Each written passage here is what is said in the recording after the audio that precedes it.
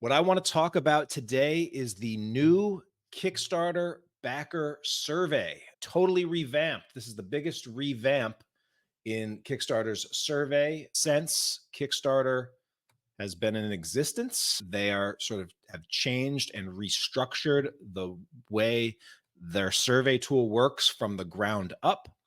And this is something that some creators in my ComixLaunch Pro community were saying, oh, this is going to be a game changer. I know there's a lot of interest in Kickstarter making this move. It shows that, and is further evidence that the Kickstarter dev team is running at a high capacity right now, and that they are making changes. They are moving fast. They are acting like a tech company and constantly making and rolling out new updates to their core product, which, if we're being honest, has not been a big part of Kickstarter ethos over the past 12 to 15 years. They've been actually very slow to react to changes, and they've sort of stuck to their guns on a lot of things for a long time. And so it is interesting how over the past couple of years, under new leadership, they seem to be a lot more active on this space. And so one of the things that they told us was coming was a new survey. I understand that they have been road testing this in beta with a subset of creators, and now they've rolled it out to the public. And so what we're going to do today is I am going to look at the new survey tool. I am going to do that within the context of a resource that Kickstarter just added to their help community. They created a little tutorial on how to build your Backerkit survey. And I'm actually going to go through this tutorial here, and we'll listen to what Kickstarter says. I'll stop it and give some commentary on different aspects of it. And the reason I'm doing and I'm going to build from Kickstarter's survey tool versus just jumping in and showing it to you on my end is that Kickstarter has the unique ability to show the survey tool from the creator perspective, from the backer perspective, and also from a survey that has already been released, and they can show you what it looks on that back end. And because I haven't actually sent any surveys with this new tool, I don't have that ability. So we'll use Kickstarter's survey tool as a starting point. What I'm going to highlight for you all is the big differences or changes that creators absolutely need to know about this. And if they're going to use this tool, I'm going to share what I think is nice about this or better about this, what is currently worse about it. I even flag something that I think is a major, almost show-stopping issue with the survey that I believe they need to fix immediately, lest this tool be practically unusable for most campaigns. And I'm also going to share what I think, or if I think this changes anything in terms of the veteran Kickstarter creators out there who maybe haven't been using the Kickstarter survey tool. Is this something worth coming back to and changing and jumping on? And why I believe most veteran creators or creators that are using external pledge management tools this isn't anything to make them reconsider and jump back to the Kickstarter survey tool. But we'll get into all of that. But where I want to start is with the video resource that Kickstarter has put out. They have a video called the Backerkit Survey Kickstarter Tutorial. They published it to YouTube. And so we're going to watch this together. I will stop and give my comment as we go. Hey there. Today, I'm going to show you how to use Kickstarter's new backer survey tool, including setting up the questions, distributing the surveys, locking addresses, and accessing the response data. Plus, you'll get a peek into how backers will experience filling out the new surveys. We'll start on your project page. Navigate to the Creator menu and select Backer Survey. From here, you will click Start to begin building your survey. So again, the survey tool, it's very clear on the Kickstarter page that the new surveys are available. And it's also important to know that if you were working on a survey but hadn't sent it yet, well, that survey information that you have been working on, that has been lost, and you will have to start again with the new survey tool. Okay. In the top navigation, you can see the components of the survey. item questions, backer questions, addresses, preview, and send. And so right away, you will see that the whole entire structure and viewpoint of how surveys work on Kickstarter has changed. You'll remember prior to this revamp, the survey was a pledge level specific survey. And you actually had to go and create a unique survey for each individual pledge level. And you would send out your surveys to each pledge level. Now, the survey didn't necessarily need to be unique for each pledge level. And in some cases, and in many cases, you would send the same, you would create and send basically an identical survey to every one of your pledge levels. Some surveys, some pledge levels might have needed some additional information, like if you requested a commission or something like that. And so you could add an extra question to that survey level. But usually in practice, most creators would send the same or a very similar survey to each pledge level. And therefore, it was very redundant in setting it up. It felt like you were just kind of duplicating the same thing over and over again, which is a big reason why Kickstarter is like, wait a minute, there's probably a better way to do this. And so the big difference is pledge. It doesn't matter what pledge level people are in. The key thing is that if people have different items, that may change the questions that you want to ask people. And so it went from a pledge-based question system to an item-based question system. And so here we go. Start with item questions.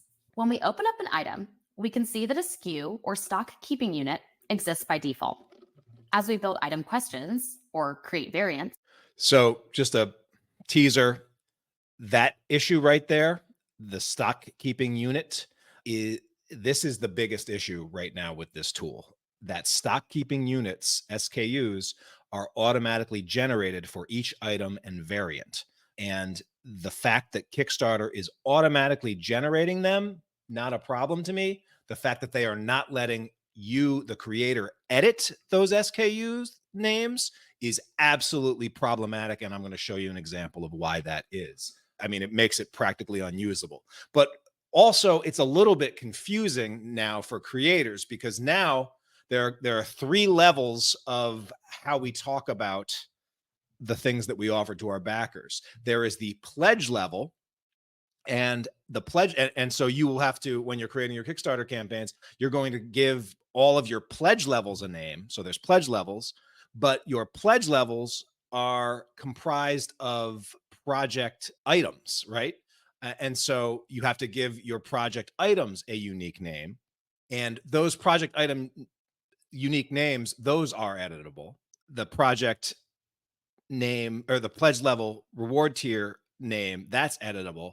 But the SKU, which is a new thing, this did not exist on Kickstarter before this update. These SKUs are stock keeping units. This is a new thing that is generated automatically based on the name that you set up for your project item. So while you could edit the project item name before your Kickstarter is launched, you can't edit these SKUs. And again, this is going to become a problem. And then now there's also this concept of item variants. So let's see what Kickstarter says here. Our SKU table will automatically update to reflect the variants of each item that we offer.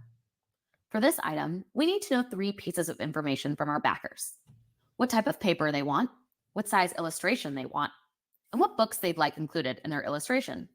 Because the first 2 questions include a choice among options, paper and size, I'm going to build variants so I can get my backers' selections. We will offer 2 paper types for the illustration: matted white and glossy white. We will also offer 2 sizes for the illustration: 4x6 and 5x7. Now we have created 4 SKUs for the illustration item. So this is a very interesting example that Kickstarter chose to use here in how you would set up item questions, and that how those item or how you would set up potential item choices, and how those item choices would impact that there are different SKUs and different item variants. And this is not a new thing for those of us that have used pledge managers like Backerkit. Backerkit actually lets you do this already. And this is actually how you would. So for example, in Backerkit, you might, or on Kickstarter, you might have said, hey, pledge, and you can have any one of our standard comic book covers. And then here you would set it up. Okay, which cover would you like? And then you'd say cover 1, cover 2, cover 3, or something like that. That would be an example of how you could use this. Backerkit, though, their pledge manager lets you differentiate between the value of items, and actually lets you add a charge if, and an upsell essentially, if the items or the variants have a different value.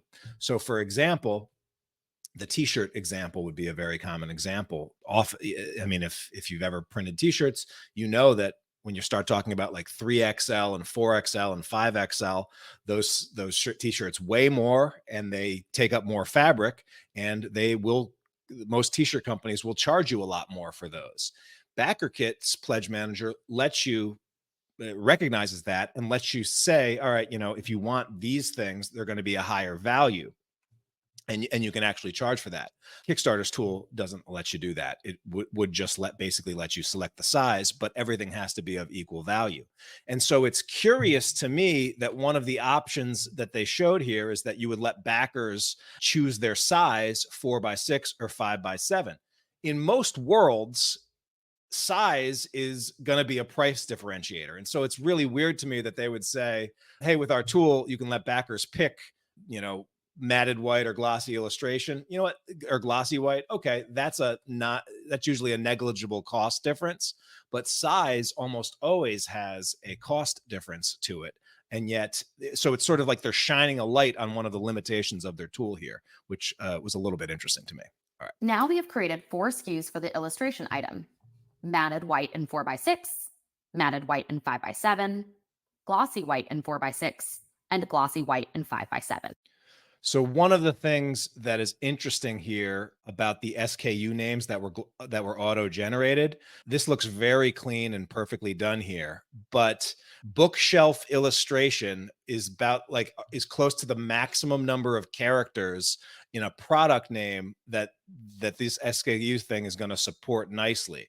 And the real problem with these SKU names come when you have longer item names. So for example, and I'll show it in a minute, an example of one of my comics that has a longer title, or I use the longer title for the project names, and it causes all sorts of problems with this SKU stuff. But we'll look at that in a minute. Here, I have the ability to ask any customization questions. For the illustration, I need to know what books the backer would like to include. This question is required for the item, so I will not mark it as optional. After adding variants and customization questions for each item, let's move to backer questions.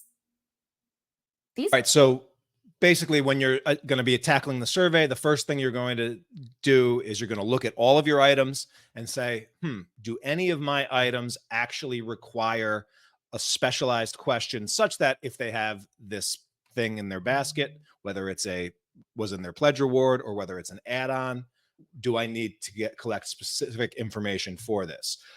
Most of your items probably will not need a specialized question. So most of your items, you're probably not going to do anything there. But for items like t-shirts, where there's different sizes or colors or design options, absolutely going to need that. For items like if you're trying to collect information about a custom sketch or commission, that's definitely going to need its own question. Or if you are trying to, if there's some product differentiation. So if you have a set of pins and they can choose one, let them use pins or choose pins or whatnot. Let them pick their pin. I will also point out, though, another reason why this survey tool fails to meet the strength of the Backerkit Pledge Manager, for example, is that on Backerkit PledgeManager, when you're setting up your surveys and you are offering questions and offering choices, you actually have the ability to upload an image to go with those choices. And there doesn't appear to be any of that option available here. So for example, on some of my campaigns, I've done, hey, the pledge level is your choice of cover A, B, C, or D.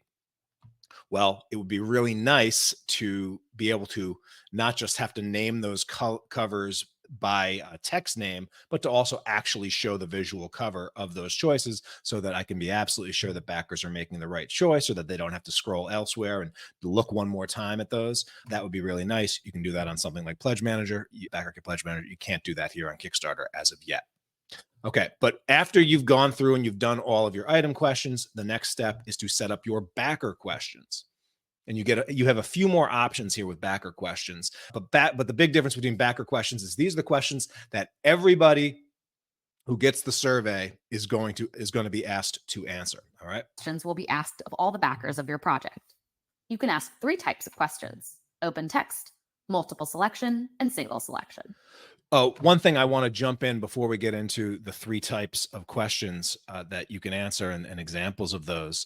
There's a note under backer questions that says here, says at the end here, please note that your backers' email addresses are already available to you via your project's backer report. And so what this question is saying is basically don't ask for their email because it's already available to you on the backer report. And while that is technically true, that does not mean necessarily that you shouldn't also ask for an email address in the survey question. Here's why. I'll give you 2 reasons why. One, a lot of creators, their Kickstarter accounts may be accounts that they set up 12 to 14 years ago using an email that is not their primary email. Might be an email that they was at a job that they no longer work at, or an email like an older email, an AOL email, that sort of thing. But it could be the situation where either they have a cookie or on their desktop or their mobile phone, and they don't ever have to enter that email to get into Kickstarter. They're just like always logged in, or their one saved email password login. So so they've never bothered changing it because it's so easy to get in and out of Kickstarter. But that email itself might not be an email that they go and check regularly. There might be a better email to send them your digital stuff, to follow up with them, to get them on your email list, etc. And so that's one reason why I would probably still ask for their best email address. But the second reason is that, and this is something that has been a little bit of problematic if you're trying to get people to fill out your Backerkit surveys, is that a lot of creators are now backing Kickstarter projects either by guest backing or paying for their Kickstarters with their Apple Pay. Kickstarter's made it really easy for people to check out using Apple Pay, which is nice because it's a low friction transaction. That information is already on their phone. They can check out really easily from mobile. But oftentimes when they do that, the email that gets passed to Kickstarter and is associated with the account is not actually a true email. It's like a private Apple ID relay email that, if you try to add that to an email service, for example, or if you try to send digital comics to that Apple relay, often it does not go through. It never gets seen. And so we've been having a lot of problems or just challenges with requiring extra follow-up in using Backerkit with people who paid with Apple on Kickstarter and then having to get I've been having to go out and contact them and message them through Kickstarter, or try another way to get a valid email that I can then associate with their account other than the Apple ID private relay email. And so again, those are 2 reasons why, even though Kickstarter is saying, hey, we're going to give you the email addresses, and even though 90% of those email addresses might be valid, well, 10% might not be, and that could potentially be lost contacts and lost leads. Okay, so let's pick up though. Of all the backers of your project. You can ask 3 types of questions: open text, multiple selection, and single selection. I'm going to ask 2 questions today. First, I will ask backers if they want to join my mailing list. So she creates a, do you want to join my mailing list question? And she uses 2 options, yes or no. Makes sense, right? I honestly, what I usually do though, is I actually provide 3 options. I provide yes, like yes, definitely, no, no thanks, or I think I'm already on it, but double check for me. And I've found that when you provide those 3 options, you actually, the overall number of people that will opt into your email list or give you the permission to opt them into their into your email list goes up versus just giving them a binary choice. So little pro tip there. And then the other thing I would also just say is the question, do you want to join my mailing list, could be phrased better to sound sexier, more attractive, and more compelling. And so often I will say something like, hey, do you want to join my VIP mailing list so that we can send you free comics, discounts, and the news about our latest launches? Something that is valuable to the creator, not solely valuable, is valuable to the backer, not solely valuable to the creator. All right, just a little note there. Second, I will ask what drew them to my project. The other thing that I will point out here is Kickstarter previously, when you set up your survey, they notoriously had a little disclaimer or things where they cautioned creators specifically against asking marketing questions. They were basically like, just ask questions that you need to fulfill the rewards. Don't ask any marketing questions in your survey. All right.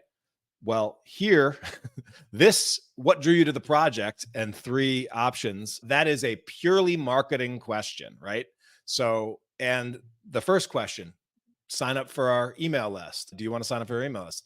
That is clearly a marketing related question. It is not required to deliver your rewards, that question. So, and I do not see Kickstarter including that same language here with this new survey tool about specifically not asking marketing related questions. So let's consider that prohibition against marketing questions is no longer real.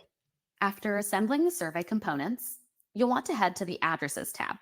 Here, you can decide whether or not to ask backers for their address.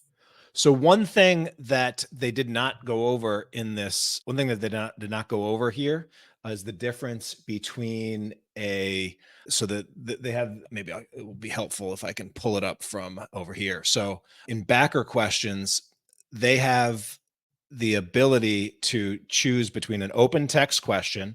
That's basically, here's the question, and then you give your backers a field to answer that question. So that's pretty straightforward. Then they have the choice between multiple selection questions and single selection questions. So the difference between a single selection question and a multiple selection question is just, does the backer have the ability to answer? Does the backer have to choose between the options that you give them just one selection? That's a single selection question. Or can the backer choose multiple selections from that question? So the example they gave for a multiple selection question, what drew you to the project? And then you could potentially check all the boxes. Or on the multiple selection questions, you can set a selection limit where you can actually limit the number of selections that they can make. So for example, let's say you had a campaign where you would, at the end of let's say you unlock these stretch goals and backers could choose from the stretch goals. And maybe you said backers have the ability at the end of a campaign to select from our stretch goal bonuses, but they could only select 3 stretch goal bonuses, and maybe you had 10. And so each backers could choose from, a prize pool of bonuses. Honestly, I would probably never do that myself because that would be more work, more unique projects. Usually with the stretch goals, it's either pledge based or dollar amount based, or just everybody gets those bonuses. But that's an example of when you would use that. My belief is that for most creators, when you're setting up these questions, you are either going to be using the open text question or the single selection question the most. It's kind of rare cases that the multiple selection question will be used from as far as I can tell. Okay, so back to Kickstarter, back to the survey, and the next question of after you've set up. Tab. Here, you can decide whether or not to ask backers for their address. Of course, these are important for shipping physical rewards. Addresses are also crucial for tax purposes, even with digital rewards. We're almost done. So this is another one that is already getting a lot of pushback and a lot of, confusion, not just from creators, but from the backer standpoint. If you need to collect shipping addresses for any backer, you need to collect shipping addresses from all backers right now. This is weird, but it is something that is how they do it. So is an option where you can say, yes, collect backer addresses, or no, do not ask backers for addresses. The only campaigns where you would ever click no, do not ask backers for their addresses would be digital only campaigns that do not offer anything shipped. If you need to get a shipping address from a single backer, you basically need to turn the yes, collect backer addresses on, and it is going to ask for that even from backers who are only specifically downloading digital rewards. Again, this is a change. In the past, Kickstarter would let you not ask that question to all of your digital only pledge levels, but that would be a little bit problematic if they had add-ons that were physical. So if that was allowed, and so, or if they wanted add-ons that are physical. So right now, that's something that I think they're going to get some pushback. It seems like this is another example of Kickstarter sort of being very careful about rules and regulations and evolving rules and regulations, because the reason they said that you would want to collect addresses is for digital rewards is for tax purposes. And technically, if you make a sale and in a jurisdiction from a backer that is in your same state, and your state requires sales tax or collecting sales tax for every sale that you make to someone that is in your state, technically you're supposed to report that as income to your state. And so that would be one way that Kickstarter, I suppose, could point out legally, hey, we give them access to this information, so it's not on us, it's on the creator to take care of that. I'm guessing that's why they made this decision. Now it's time to preview your survey as it will appear to your backers. Select a reward tier to preview its items and questions. If a reward has multiple quantities of an item, the item's related question will be asked as many times as the item is in the backing. Let's take a preview. Our sizes are here, our paper types are here, and here's our customization question. We can see our options for backer questions, and here's where we submit an address. When you're ready, send the survey. All right, so one thing to point out that I think Kickstarter did well here is they now let you customize, or they now let you preview your Kickstarter surveys, and you can preview it for any pledge level, and you can preview it for any backer add-on configuration. So you can use this tool before you send it out to double and triple check and check different combinations of add-ons and pledge levels to make sure it is behaving as you had hoped. All right. So I do like the preview feature. That is a nice feature versus what we had before. When you're ready, send the survey. You will only be able to send the survey once, and you won't be able to make any changes once you've sent it. Let's take a look at a backer's experience. All right. So in sending that survey, that is a big change. In the past, some of the ways that creators would use their surveys would be that might actually send out their backer surveys at different times based on the pledge level that you were in. in the comics category, that would make sense in a lot of ways, because let's say let's say you launch your campaign and the book is already finished and you're really raising funding primarily to help fund your print run. Well, in that case, your digital rewards could go out to all of your digital only backers almost immediately, right? And so you might want to send those surveys out immediately and to digital backers so they get their rewards immediately. Compare that to physical rewards, where the books might take a month or two to print and to get to you and to have you pack them and ship them, so that you might not necessarily need shipping addresses and all of that information until a little bit later. But now you need, basically, in order to collect any survey information, you are going to send out the survey once. It's going to go out to all backers at the same time. And so that you have to make sure that all of the information that you need to collect from your backers is fed into and is accounted for in the survey before you send it out. And you need to be careful about that, because once you send out your survey, there is no way to send out the survey again. There is no way to edit the survey. You get one shot at that.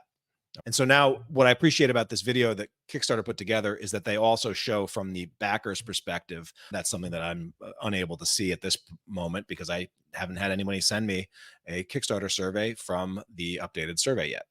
We are now logged in as a backer of the bookshelf illustration project, and we can see that we have a survey that requires a response. Let's respond now. Here is the survey for the bookshelf illustration reward, and we can see address questions, reward questions, and backer questions. First, we'll provide an address. We will automatically suggest a more accurate version of the address if needed. Let's answer the reward questions.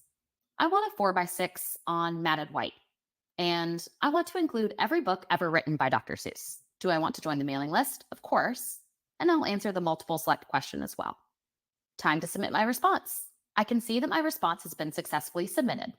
Let's go back to the creator view to see what happens next. So from a backer's perspective, I suspect that most backers won't notice much difference in the survey experience. It seems pretty straightforward to them. So I don't expect much problems there from backers. However, that question about requiring physical shipping addresses, even if you're a digital only backer, that is something that is new and will be a new experience for most digital only backers, and that creators in my community are already hearing pushback about.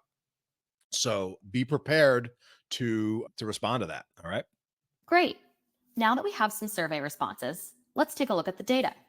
Going back to our backer survey from the creator menu, navigate to view all results. So after you send the survey, clicking the survey button new is going to bring you to this is a new panel. It's a new backer survey overview, and it will show you at anytime you click it, it's going to show you what percentages of your surveys have been completed and how many remaining surveys there are. And then you'll have some options to navigate to different areas to actually get the survey data. Menu, navigate to view all results. From here, we can download the backer report to see all. It appears that when you click view all results, it brings you back to your traditional backer report. And at your backer report, you can download backer reports. Responses and addresses. The item counts will appear in your backer report as well. To view your quantities for each SKU, head to the fulfillment page. This is a new report. These counts are reflective of the current survey responses, and they will update as your survey responses roll in. So this is something that is very helpful, but also extremely problematic. And there is a new SKU report section in your fulfillment tab.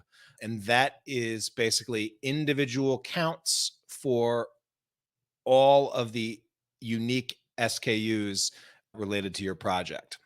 Finally, when you're ready to begin fulfillment, make sure to lock your backer addresses. Once you select lock on this screen, the addresses will lock in 48 hours. Your backers will receive an email letting them know they have 48 hours to make any changes to their address. So this is something that's new. This is something that is a new process in the workflow of doing a Kickstarter. Is there is actually a start button that you're going to want to hit about 48 hours before you are ready to ship that first product. Hitting start will send out a lock notice, a lock shipping address notice to all backers, which is essentially a last chance for backers to update their shipping address. And then after 48 hours, that shipping address is going to be locked over on Kickstarter. And so, this will be something that'll be in your workflow. You'll say, okay, I'm, close to being ready to ship this thing. So I'm actually going to hit the start button on my backer survey. That'll notify backers automatically, give them a chance to update, and then we will get rocking and rolling with fulfillment. And that's it. I hope this tutorial was helpful. And if you have any questions, take a look at our Help Center article or contact our customer support team.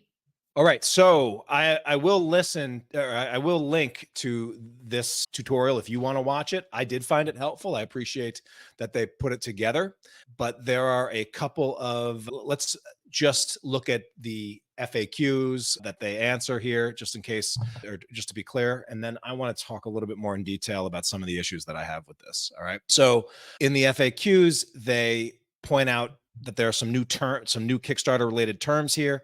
SKU stands for stock keeping unit. That's not a new term. That's pretty universally standard. And it'll be the name assigned to each item that makes up your inventory to help keep track of quantities. What is unique about this is that Kickstarter automatically generates SKU names for you, and you can't edit them. And that's going to be problematic. And I'm going to tell you why in a minute. So variant, this is a way in which the reward will differ. For example, size and color. And then value. Values are options for each variant. So for example, size, the value might be small, medium, or large. So, and these names, or these variant names and these variant values, these should be short and these should be descriptive. And when you create these variants and values, when you're setting up your items that have differentiation, note that what you name for the variant and what you name for the value are also going to be baked into the SKU name automatically. That's automatically generated by Kickstarter. All right. So a few FAQs. How many surveys can I send to my backers?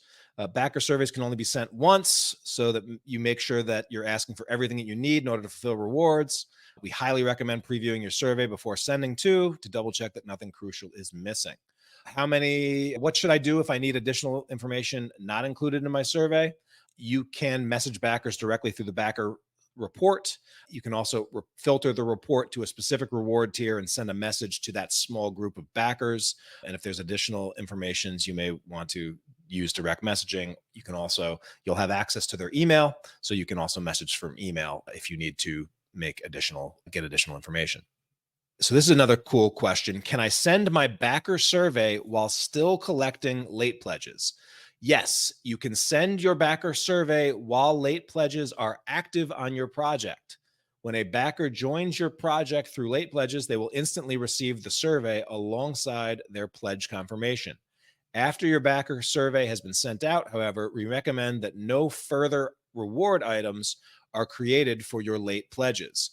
Once backer survey has been sent, it won't be possible to edit to include questions specific to any new items. So I believe this may be a little bit of a change from how I thought Kickstarter announced it. It seemed like they said that late pledges would basically be available until you send your Kickstarter survey. But I believe this sounds like that's not quite right, that you can actually send your Kickstarter survey, but if people come in after you send the survey, they'll just automatically get the survey right away. I believe maybe it is that late pledges, you'll stop taking late pledges after you start fulfillment, and that will end the late pledge period. Kind of makes sense because it's sort of locking everything down so that you can move into a fulfillment stage. But that's something that I'm going to want to clarify a little bit. They also say, how do you lock addresses in your backer survey? Well, that is that when you're ready to start shipping, you like to lock addresses. You're going to hit that start button next to lock addresses, and we will ask you to confirm that you'd like to continue. Once addresses have been locked, backers will have 48 hours to make changes to their addresses. So that is the survey tool, and I've been getting a little bit of feedback from my community already. If you've been checking this out, I'd love to be able to hear what you think. Self Pub Comics is in the house. What's up, Self Pub? Cellpub says, being able to offer variations of different items in the survey is long overdue, as I would like to offer t-shirts, so not having to reach out individually for what size the backers would like often saves time. Absolutely. And that is one of the use cases where this is very clearly going to be an improvement. Now, in the past, for the old Kickstarter survey, if someone was at a pledge level that included surveys, then you could ask the question in your survey, what, multiple choice, which one would you want? But it wouldn't create a unique SKU for that you can track. All right, I need 5 mediums, 6 mediums. You'd actually have to download the responses and count them all up manually.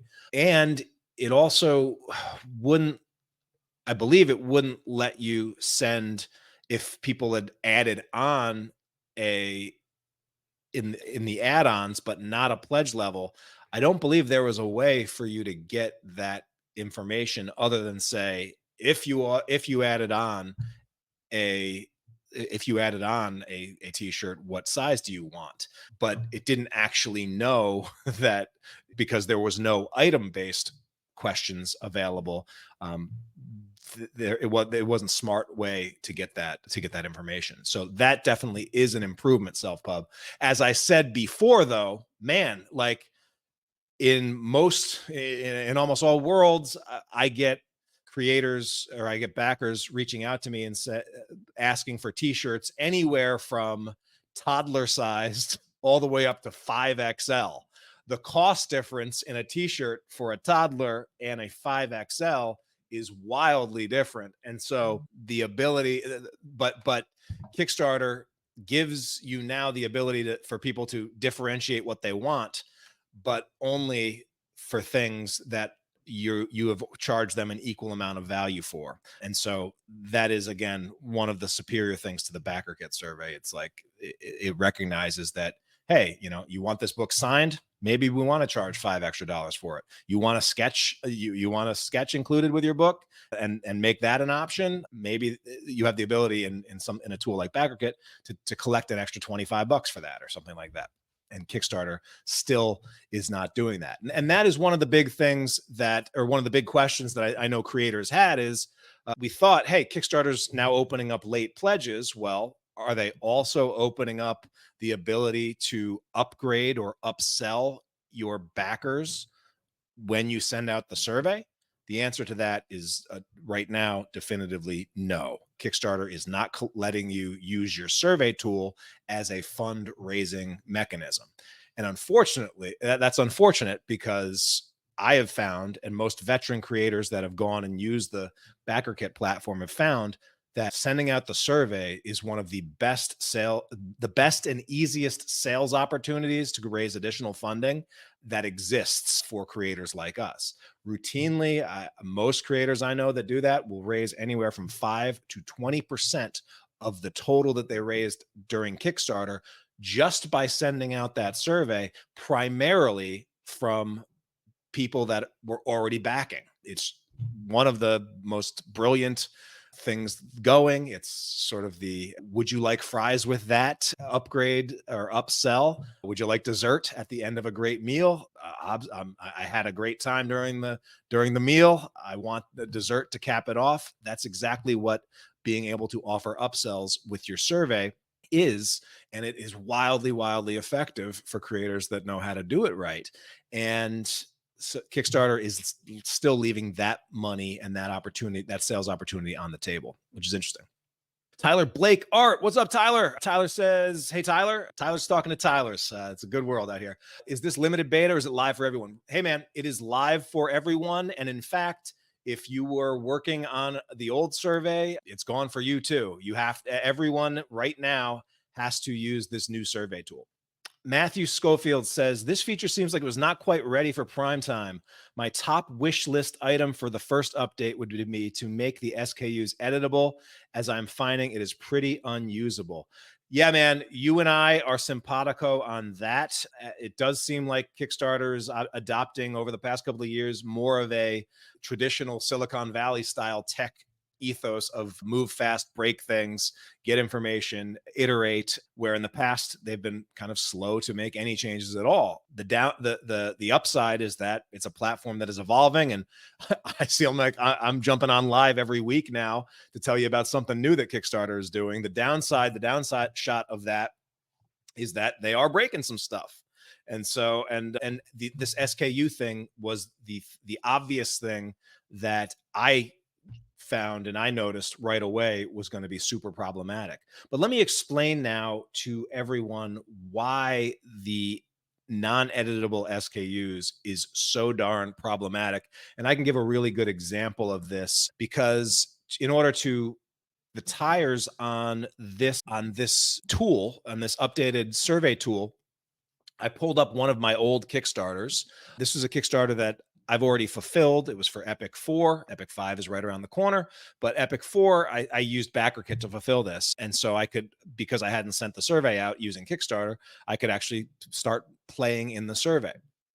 And so the real issue is this item questions thing. And so when you go to item questions, you can basically pick any of your items in order to ask questions related to those items. Now, for my campaign, I actually didn't really have any item questions that I need to ask. But for this campaign, I had a series, and this is something that a lot of comic book creators that have longer series are going to experience.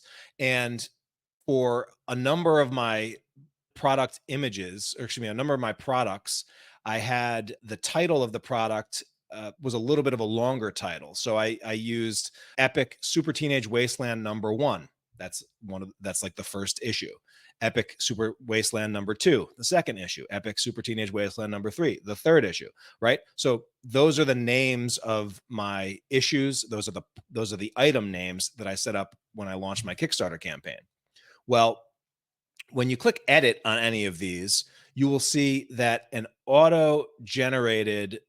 there's an auto-generated SKU name for that item. All right. So the auto-generated SKU name for Epic Super Teenage Wasteland #1, and my product name, there's spaces in between the words. There's a colon. There's a hashtag or a number sign before the issue number.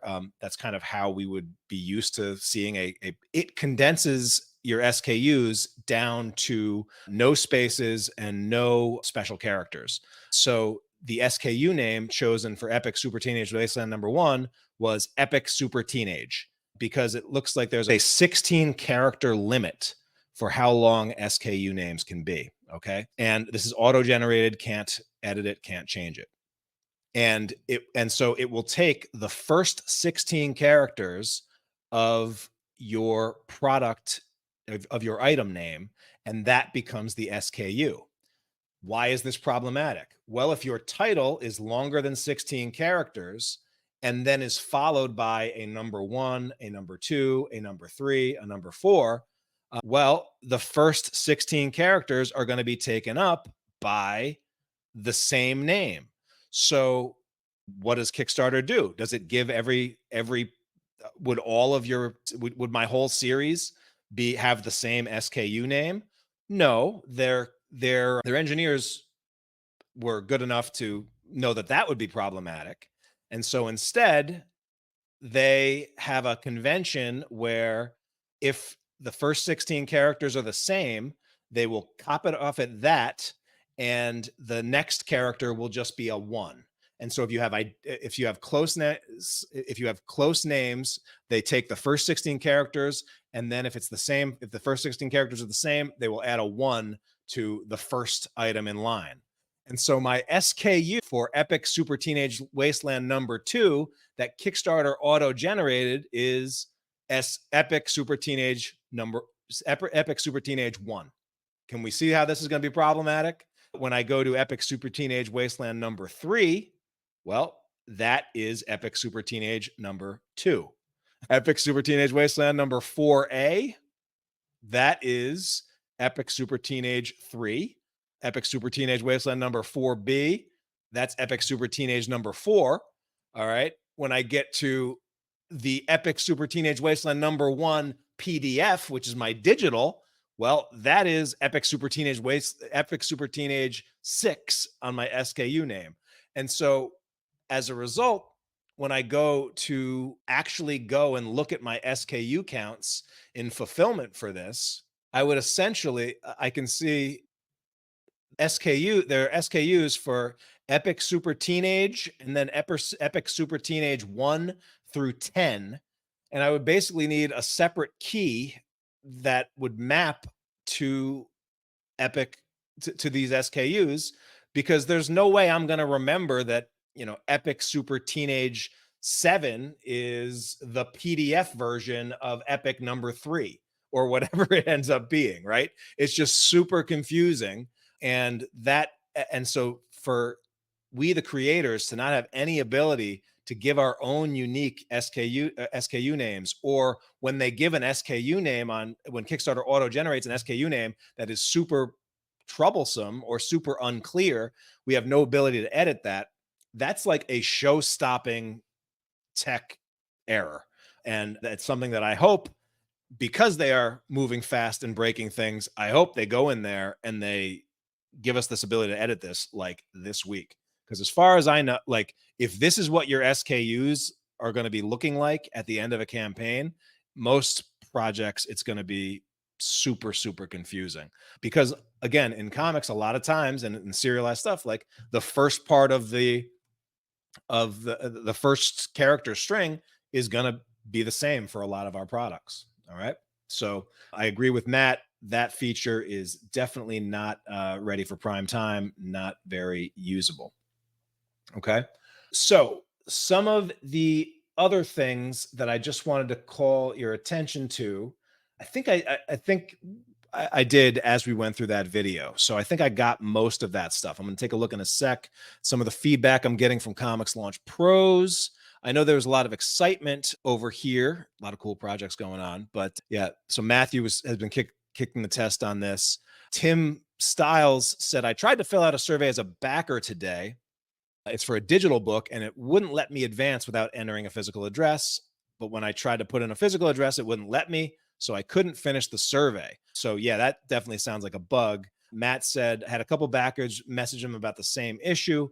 One of them said it didn't work when they used the app to fill out the survey, but it did work on the website. So yeah, it may be the case where the app itself has not been upgraded or updated, or maybe the app needs to be updated before that's going to work.